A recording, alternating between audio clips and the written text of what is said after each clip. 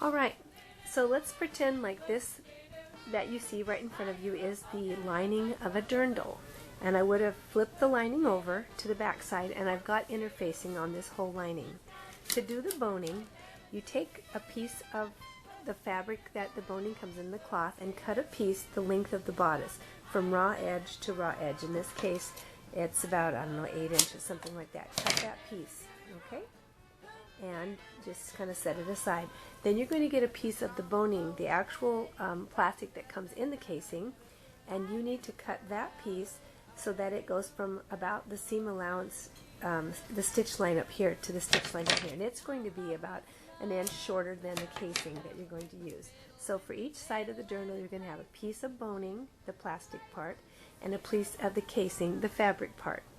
Okay, to begin sewing the casing on, you have some choices. If you want, you can sew it right on the seam line where the center front is sewn to the side front. You can put it right on the seam line if you want, because that is right where the bust line is.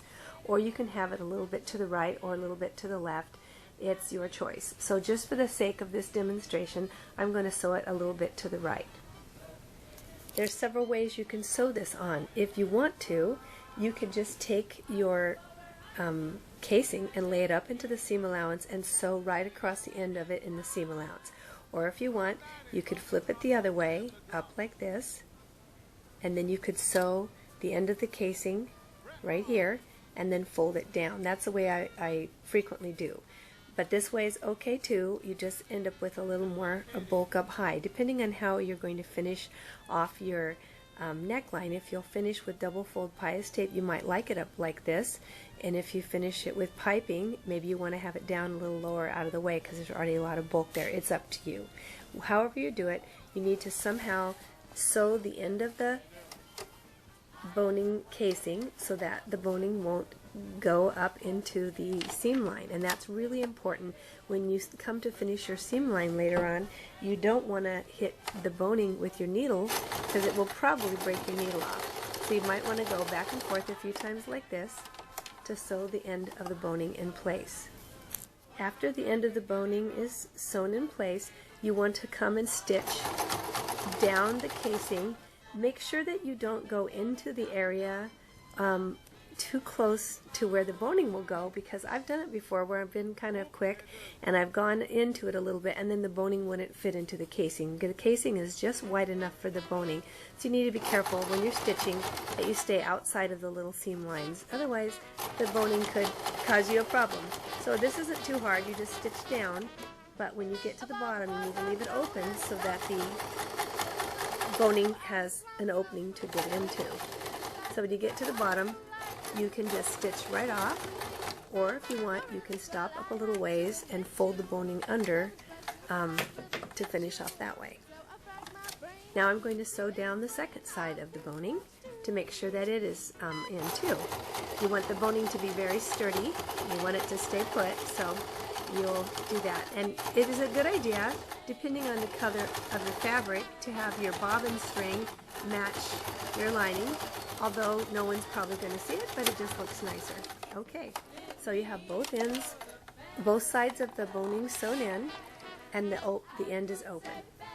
Once the casing's sewn, then you might want to lay your boning right next to it and make sure that you cut it so that it is very, very easily going to miss the seam allowance both on the top and the bottom. Because on the top, you're either going to sew piping or double fold bias tape or something, and on the bottom, you're going to sew the skirt. You want to make sure that this, both on the top and the bottom, that it's not going to be in the way of the seam allowance, because if it does, it just causes you trouble when you obviously hit it with your needle and you break your sewing machine needle off.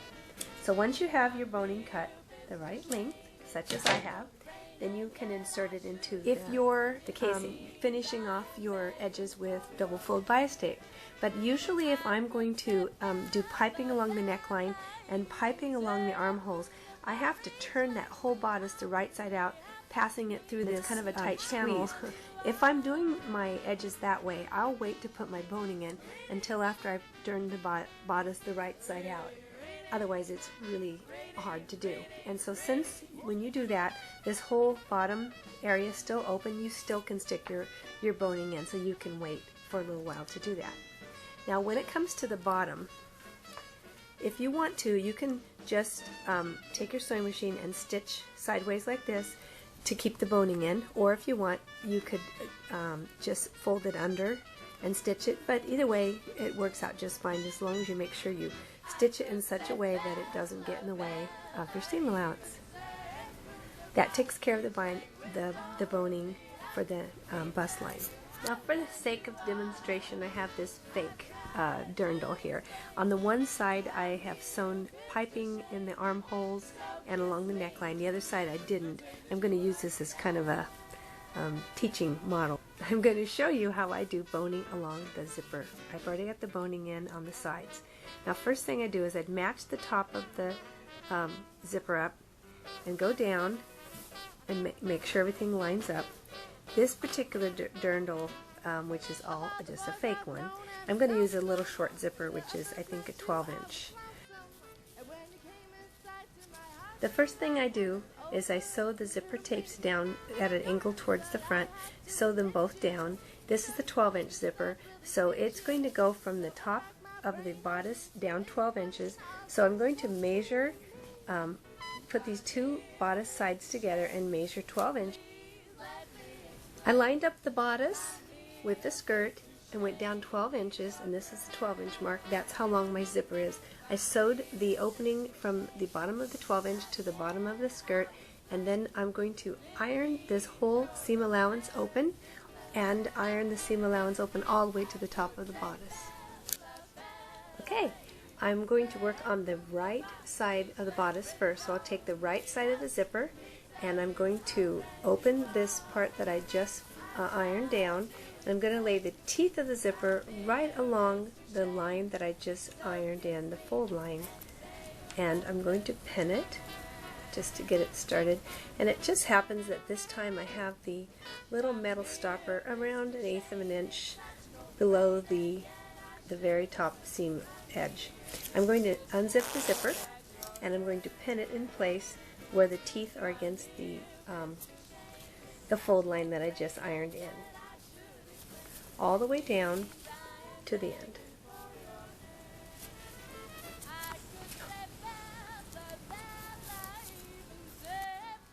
Now that the zipper is pinned on, I'm going to zip it up, and I'm going to, since it's flat, it's really easy to sew. I'm going to sew very close to the teeth, all the way down to the zipper tape comes to an end. And as I get to the bottom, I'm just going to go ahead and sew right off into the seam allowance on that same right side of the dirndl. This is what it looks like after I sewed the first half of the zipper.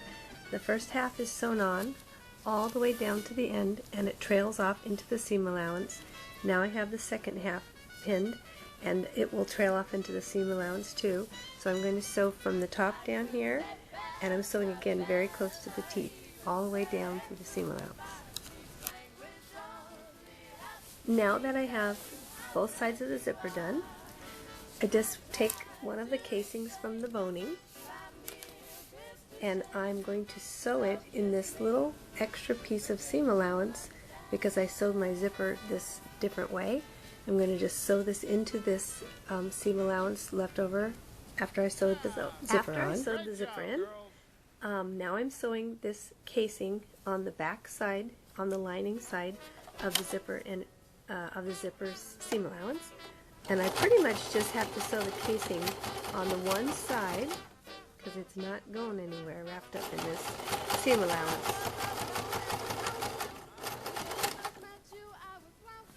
And when it gets to the top, I'll just turn and I'm going to stitch across the end, and it's not going to get in the way of the zipper. And there we go. And I'm going to insert the boning from the bottom side.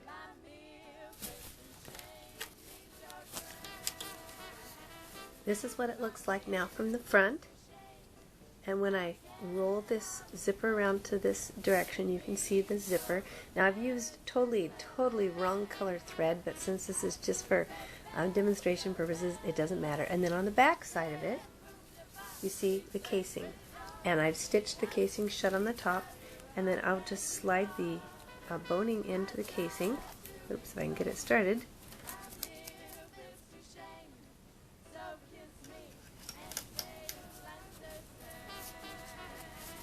There we go. Now after you get your boning into the casing the size that you want it to be, you cut it off at the bottom, and then here's the tricky part.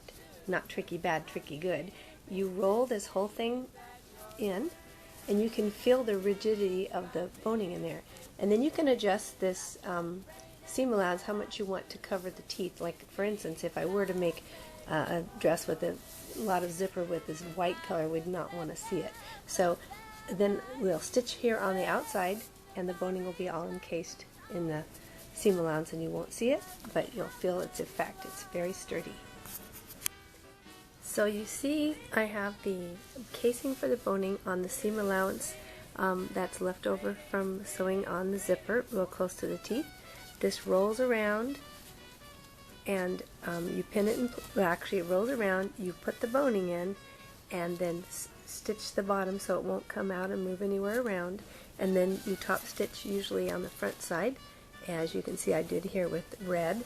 You want to always match. This looks really garish with all these different colors of ribbon. When you're really sewing a real dress, you obviously would always sew with a color thread that's going to show. So this shows the boning in, and of course this side covers the teeth really nicely. I kind of pulled it over, and then if you were to pull this one over, all of the teeth of the zipper would pretty much be hidden. But of course, again, you would have used a red zipper, and so it ends up looking good, and it's nice and smooth.